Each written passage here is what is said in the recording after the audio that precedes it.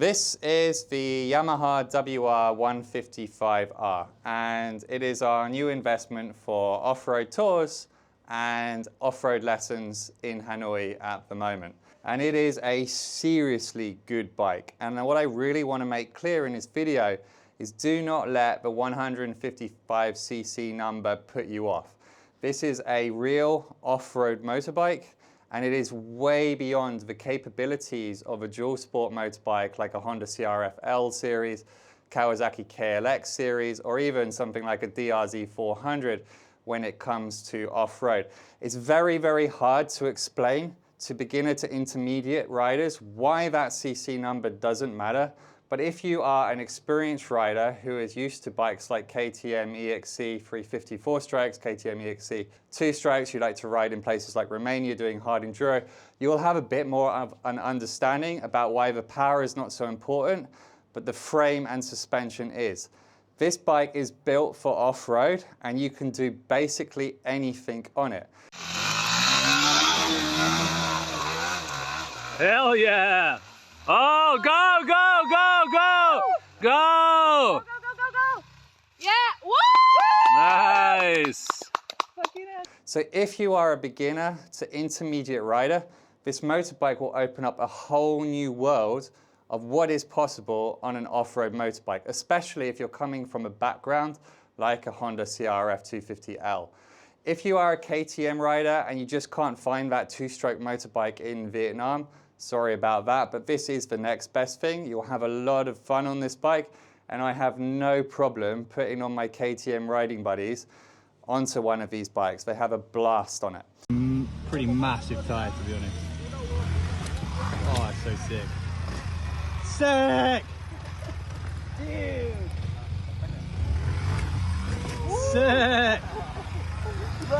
Okay, so let's get into some specs quickly.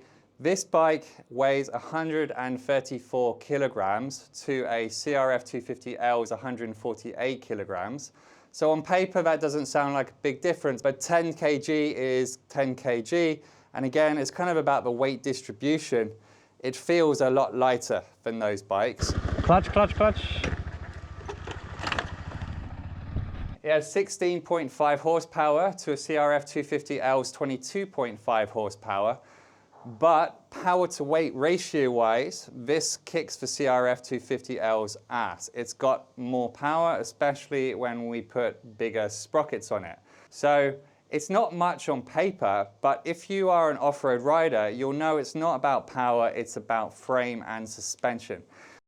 Just if you accelerate on the wood, your wheel spin. So try and get a bit of speed here and then just maintain the same speed all the way up. Okay. Now have a look at this.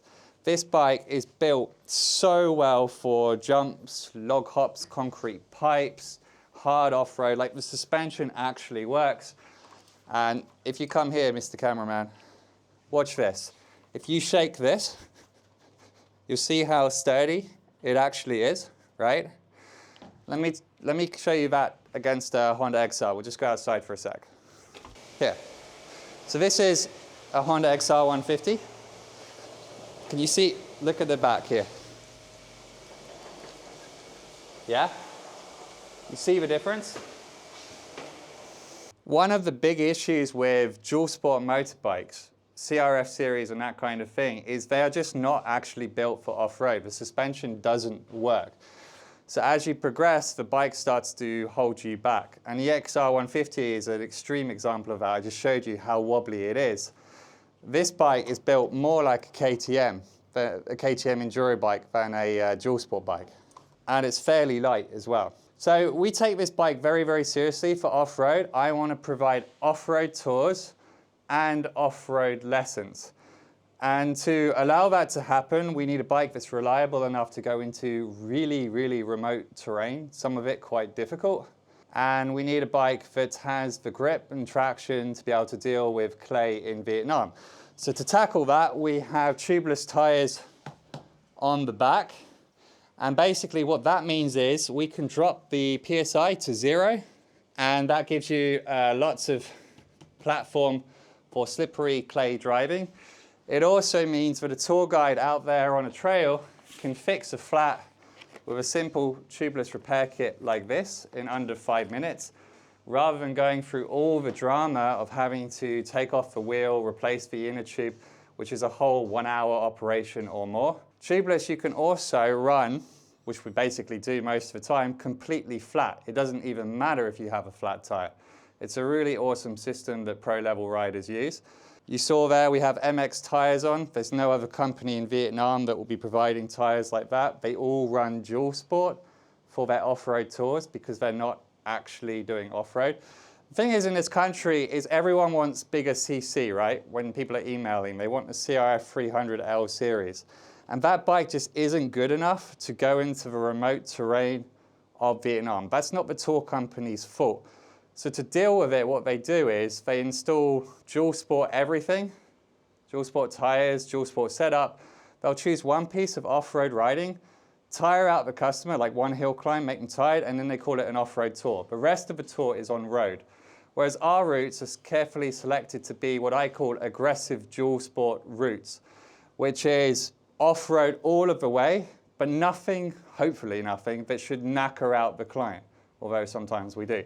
But if we do knacker out the client on a difficult climb, we've got the right setup to try and deal with it. But we want to be off-road as much as possible, not just pretending to be off-road. So the bike is set up for that. In the front, we're still running tubes, but we're debating putting in a moose system. Haven't decided about that. We have motocross handlebars installed. So if you drop and crash this bike, they don't just bend. Again, no other company will be doing that. On this bike, it's not installed, but we do have handguards on these. Again, top of the line motocross handguards, but don't just bend, break, and crack whenever you drop the bike, which I think is a safety feature as well, because a lot of the time, handguards move around if you get cheap ones, and then your brakes and clutch levers get stuck on them, that kind of thing. We have, of course, engine guard on here. We have a radiator guard on here. And then we've got a rack on here. If you're doing off-road stuff with Tigit, we want you to pack as light as possible. Really, this should be like a tiny bag. You've seen Tigit Yang set up, or go watch one of his videos.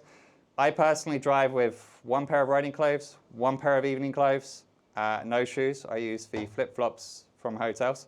So super light packing here. The WR155R has 6 gears, and it's liquid cooled with a fan, of course. And so far it's just been absolutely bulletproof.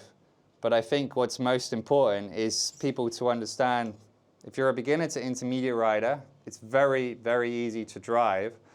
And because of the suspension actually working, you're going to learn a lot on a bike like this.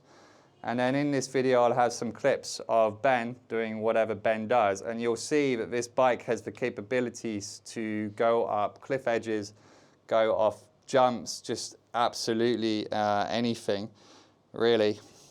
Qué pasada. Qué pasada. And it's built absolutely amazingly. I'm so excited to be providing this bike in Hanoi to boost the off-road scene, both in terms of tourism and for expats who are living in Vietnam.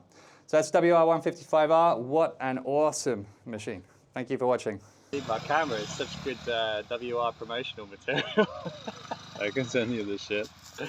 If you want to do it, you can have doubt in your mind.